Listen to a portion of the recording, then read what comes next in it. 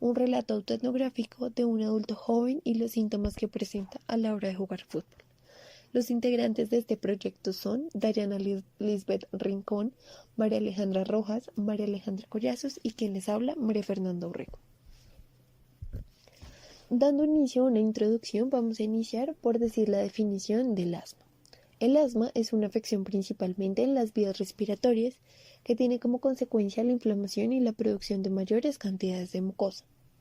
Como características que presentan estas personas son sibilancias, dificultad para respirar, opresión en el pecho y tos durante la noche o en la mañana. Yéndonos hacia nuestro trabajo de investigación, planteamos una pregunta picó.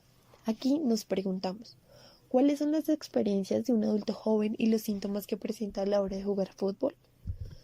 Desglosando nuestro modelo Pick-up, vamos a recordar qué significan las iniciales. Por P tenemos paciente o problema, por I intervención, por C comparación y por O los resultados. En cuanto a nuestro tema, decimos que por P tenemos deportistas adultos jóvenes entre 19 y 40 años. Por la I tenemos el ejercicio físico y una prueba respiratoria como es la espirometría. Por C, la comparación de las pruebas y por O, antes y después de la actividad física en personas con asma. Para este trabajo nos planteamos ciertos objetivos. Como objetivo general tenemos describir un relato autoetnográfico de un adulto joven y los síntomas que presenta a la hora de jugar fútbol. Y como objetivos específicos nos planteamos dos. Uno es analizar los síntomas que desarrolla al realizar la actividad física padeciendo asma. Y el segundo es identificar la problemática que tiene el asma en el adulto joven cuando se practica el deporte, en este caso, fútbol.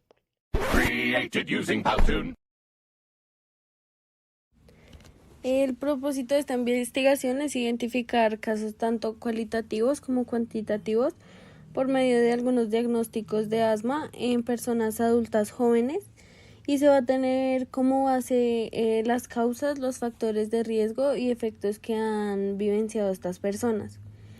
Lo que buscamos es generar una herramienta para que desde fisioterapia se pueda intervenir de forma adecuada y positiva para los usuarios que padecen asma. También se busca evidenciar una mejoría por parte de la actividad física. Como proceso de búsqueda, entonces usamos como palabras claves autoetnografía, asma, adultos jóvenes, actividad física y ejercicio físico. Se realizó la búsqueda por medio de PubMed, Pedro y Biblioteca Fuchs, hecho.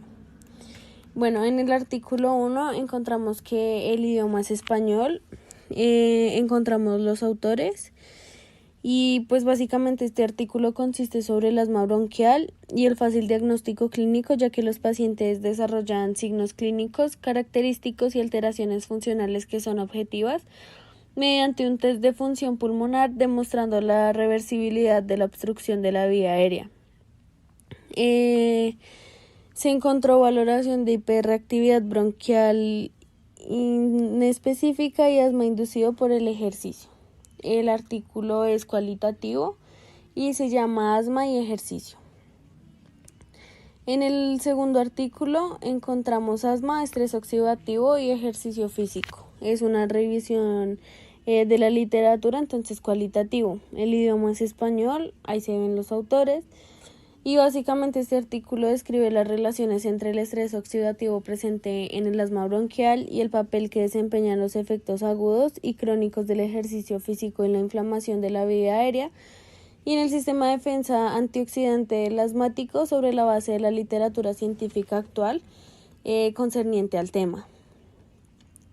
En el artículo número 3 encontramos que está la evaluación del control del asma entre diferentes medidas y evaluación de la capacidad del ejercicio funcional en niños y adolescentes con asma. El idioma es inglés y portugués y ahí se evidencian los autores. Entonces, básicamente este artículo evalúa la coordinación entre las medidas de control del asma y las capacidades de ejercicio funcional en los niños y adolescentes que presentan asma no controlada y controlada.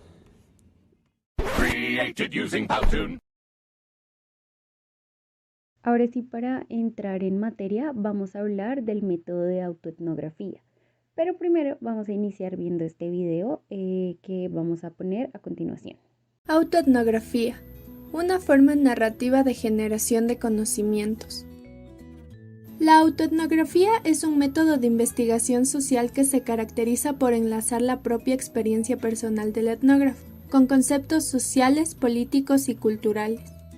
Este método encuentra sus antecedentes, al igual que la etnografía, en la antropología tradicional, positivista y de rasgos colonialistas, que hasta el final de la Segunda Guerra Mundial se preocupó principalmente por el estudio del otro.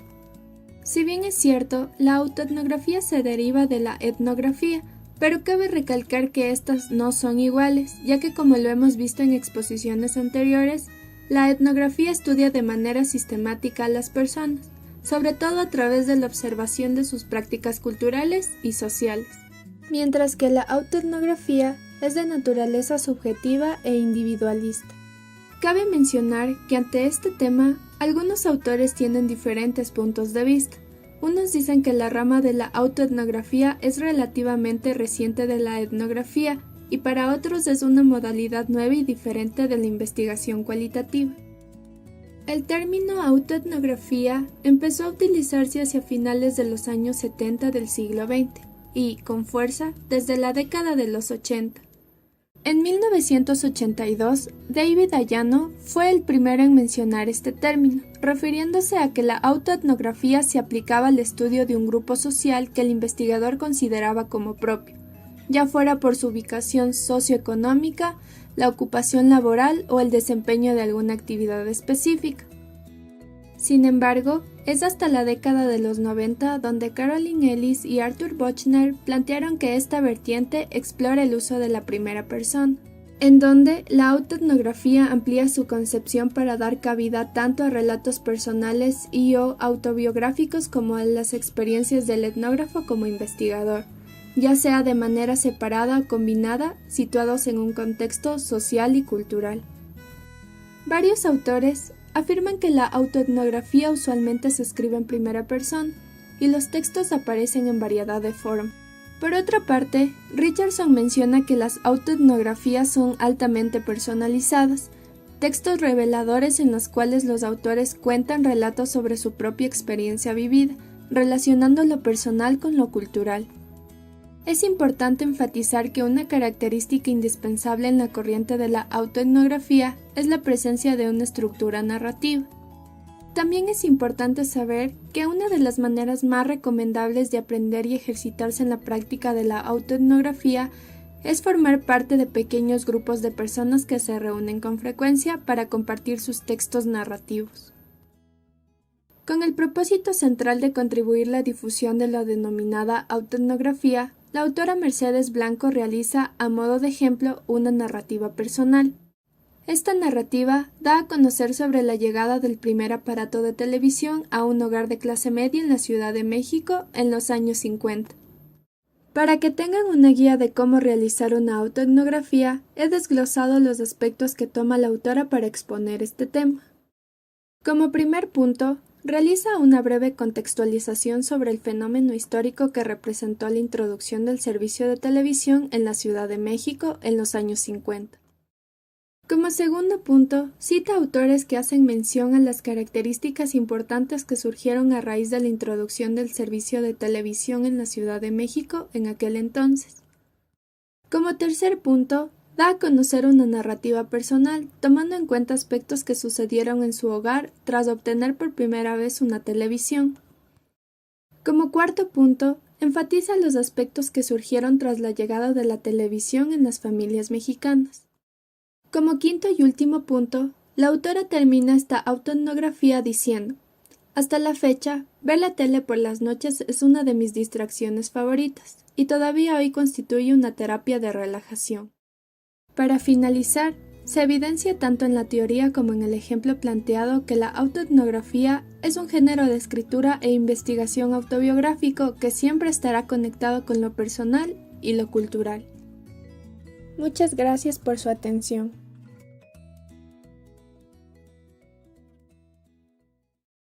Luego de que ya tenemos el concepto de autoetnografía, vamos a dividirlo en tres. Auto es la experiencia personal, etno, el fin de comprender la experiencia cultural, grafía, enfoque de investigación y escritura que busca describir y analizar sistemáticamente. ¿Qué es el método de autoetnografía? Es un método de investigación social que se caracteriza por enlazar la experiencia personal del etnógrafo con conceptos sociales, políticos y culturales. Método de investigación social que estudia de manera sistemática la cultura de los diversos grupos humanos. El etnógrafo es el profesional que describe las costumbres y tradiciones de una etnia. Esto se ha dado a partir de la década de 1970. El impacto y aplicación de la autoetnografía ha ido aumentando a través del tiempo. Cuando un investigador escribe una autoetnografía, lo que busca es producir una descripción densa, estética y evocadora de la experiencia personal e interpersonal.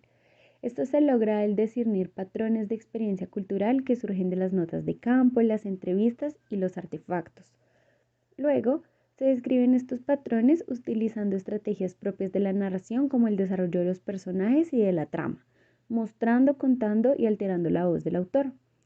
El autoetnógrafo no solo trata de que la experiencia personal resulte significativa y comprometida con la experiencia cultural, sino que al producir textos accesibles, él o ella también puedan ser capaces de llegar a un público más amplio y diverso, ya que la investigación tradicional generalmente no lo tiene en cuenta. En cuanto a los autores, Caroline y Arthur, como fundadores y activos promotores del género de la autoetnografía, la consideraron como uno de los caminos por excelencia para entender el significado de lo que la gente piensa, siente y hace. Ellis, Arthur y Laurel plantearon que se explicara el uso de la primera persona al escribir la aprobación de modos literarios con fines utilitarios y las complicaciones de estar ubicado dentro de lo que uno está estudiando. En cuanto a los criterios de rigor, estos son 3. El primero es la credibilidad, el segundo la auditabilidad y la tercera la aplicabilidad.